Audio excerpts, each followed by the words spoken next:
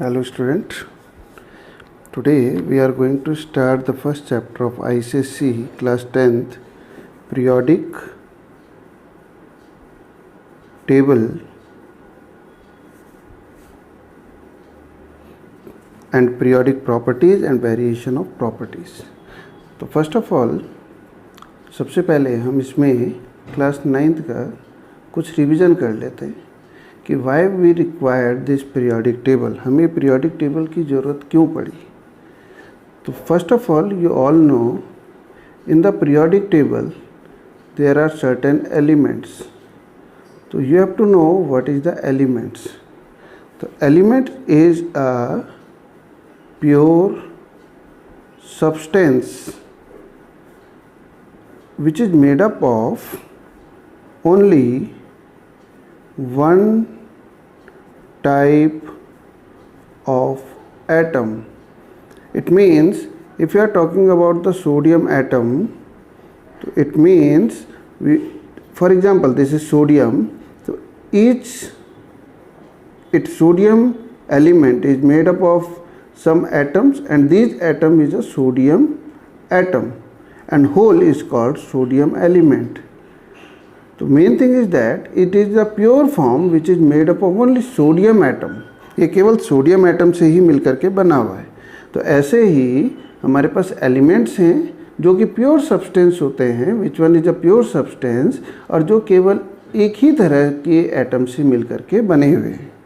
अब जो क्वेश्चन ये होता है, the question arises is why we required the periodic table. Periodic table की आवश्यकता हमें क्यों पड़ी.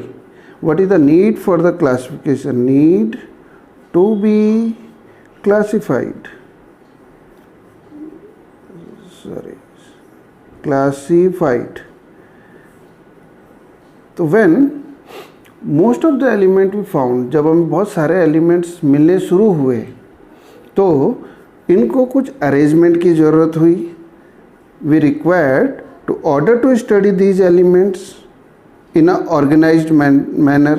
That's why we arrange these elements and जो अरेंजमेंट है उसी को हम पीरियोडिक टेबल कहते हैं.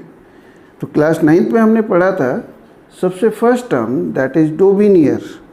अभी 10th में तो इतना ज़्यादा इसका नहीं आएगा, बट आपको पता होना चाहिए कि what is the basic of the periodic table. तो डोबिनियर की टेबल, व्हाट इज़ द डोबिनियर. तो बेसिकली डोबिनियर ने ट्राइड्स बनाए थे.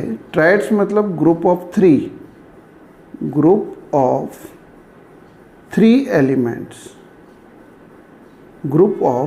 Elements. For example chlorine, bromine and iodine. According to Daubinier, the atomic mass, basically the Daubinier is based on the atomic mass.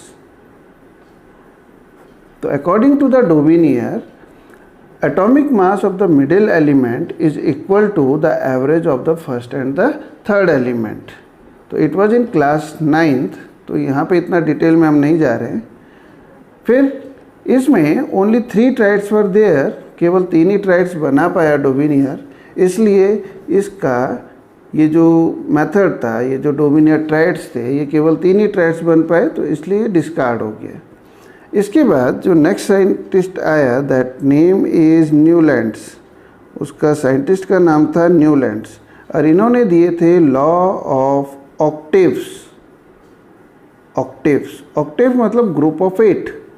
और group of 8 के according according to the Newlands, every 8 element, when he arranged the element in the order of the again atomic masses, इन्होंने भी जो elements है उनको increasing atomic masses के base में लिखा. और उन्होंने ये नोटिस किया कि जो भी 8 एलिमेंट है, जो भी 8th नंबर पे एलिमेंट है, वो ग्रुप 1 से रिजेंबल करता है, उसकी तरह सेम प्रॉपर्टीज शो करता है. अब न्यूलैंड्स जो थे ये म्यूजिक लवर थे, जैसे हमारे हिंदी में होता है ना, सा रे गा मा पा धा नी सा. Then this is the this is the eighth element, 1 2 3 4 5 6 7 8। तो एट्थ में यहाँ फर्स्ट में सा है, यहाँ एट्थ में सा है। इट मीन्स ये एट्थ वाला रिजेंबल कर रहा है किससे, फर्स्ट वाले से। तो इसी तरीके से उन्होंने इंक्रीजिंग ऑर्डर में एटॉमिक मास रखे, और जब उन्होंने एटॉमिक मास को इंक्रीजिंग ऑर्डर में रखा तो उन्होंने नोटिस किया कि जो 8 एलिमेंट है वो फर्स्ट वाले की तरह ही प्रॉपर्टी शो करता है। तो इस तरीके से उन्होंने एक टेबल बनाया जिसे हम बोलते हैं Newlands law of octaves. But after 20 atomic masses, atomic number के बाद हैवी मेटल्स शुरू होते हैं, हैवी मेटल्स। अब ये हैवी मेटल्स में ये जो रूल था ये फॉलो नहीं हुआ, इस वजह से ये भी डिस्कार्ड हो गया। अब इसके बाद जो नेक्स्ट आते हैं वो आते हैं मेंडलीफ, रशियन साइंटिस्ट थे मेंडलीफ्स। अब मेंडलीफ ने सबसे पहले एक पीरियोडिक टेबल बनाया, मेनली यहाँ से पीरियोडिक टेबल स्टार्ट हुआ, पीरियोडिक टेबल। और यहाँ पे इन्होंने एक लॉ दिया इसके लिए, the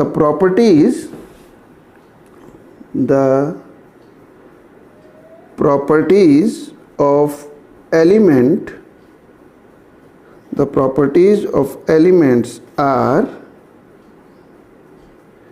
periodic functions of their atomic masses. तो what is the keyword? That is the atomic mass. इन्होंने मेंडलीफ ने जो पीरियोडिक टेबल बनाया वो increasing order of the atomic masses बनाया, और इन्होंने भी नोटिस किया कि कुछ जो एलिमेंट्स हैं वो रेगुलर पैटर्न में आए हैं। उस समय जो थे एलिमेंट वो 63 एलिमेंट्स थे, और जो उस समय बहुत सारे एलिमेंट डिस्कवर नहीं हुए थे, पर इन्होंने उसका प्रेडिक्शन कर दिया था, उनकी प्रॉपर्टीज़ का प्रेडिक्शन कर दिया था। इस वजह से अब यहाँ पे 63 एलिमेंट हैं। अब ये जो मेंडलीफ थे, it can not tells about the position, it cannot tells about the position of inert gases and isotopes। एक तो उस समय इनर्ट गैसेस नहीं मिला था, तो ये इनर्ट गैसेस के बारे में ज़्यादा नहीं बता पाए, और सेकंड आइसोटोप्स की पोजीशन को ये सिंपली डिफाइन नहीं कर पाए कि आइसोटोप्स की पोजीशन कहाँ रखी जाए। अब आइसोटोप्स होते क्या है पहले ये समझो। For example, isotopes which atomic number are same but mass number are different. These are the mass number or atomic masses. Atomic weight we can say. Atomic mass or atomic weight. If the atomic masses are different, अगर इनके masses different हैं तो इनको हमें different position में लिखना चाहिए था, पर मेंडलीफ ने इनको एक ही पोजीशन में रखा। तो ये इसकी जो पोजीशन है वो उसको क्लैरिफाई नहीं कर पाया कि इसको कहाँ रखा जाए।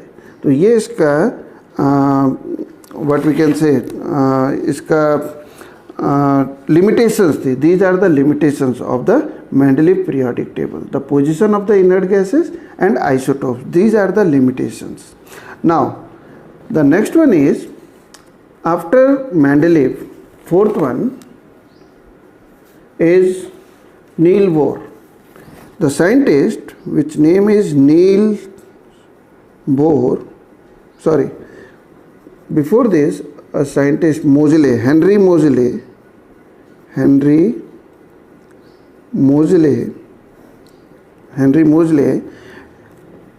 he formed a table which is called modern periodic table. So what is the special in the modern periodic table? The main thing is that it is based on the atomic number. Actual में ये Henry मोजले ये कोई experiment कर रहे थे X-rays के ऊपर, और इन्होंने यहाँ फाइंड आउट किया कि जो बेसिक प्रॉपर्टीज़ होती है एलिमेंट की, जो बेसिक प्रॉपर्टीज़ एलिमेंट्स की होती हैं वो एटॉमिक नंबर्स होती हैं. अब जब उन्होंने ये फाइंड आउट किया कि जो बेसिक प्रॉपर्टी है वो एटॉमिक नंबर है, तो उन्होंने ये जो मेंडलीव की पीरियोडिक टेबल था, जो मेंडलीव की पीरियोडिक टेबल थी, उनको रीअरेंज किया on the basis of atomic number, and he put forward, he stated a law. The law is same as the Mendeleev. The law is the physical and chemical properties of elements are the periodic functions of their atomic number. तो main thing is atomic number. तो this Henrys मोजले put forward a table which is called modern periodic table, and it based on the atomic number. He found that उन्होंने ये पाया अपने experiment में कि जो बेसिक प्रॉपर्टी है एलिमेंट की वो एटॉमिक नंबर है. तो इन्होंने जो पीरियोडिक टेबल है वो एटॉमिक नंबर के बेस में बनाई, और जो लॉ था उसको भी उसने एज इट इज ही रखा है, but on the basis of atomic number. The physical and chemical properties of elements are the periodic function of their atomic number. The main thing is that atomic number. Now the next scientist, fifth, Niels Bohr. Now after that he gave the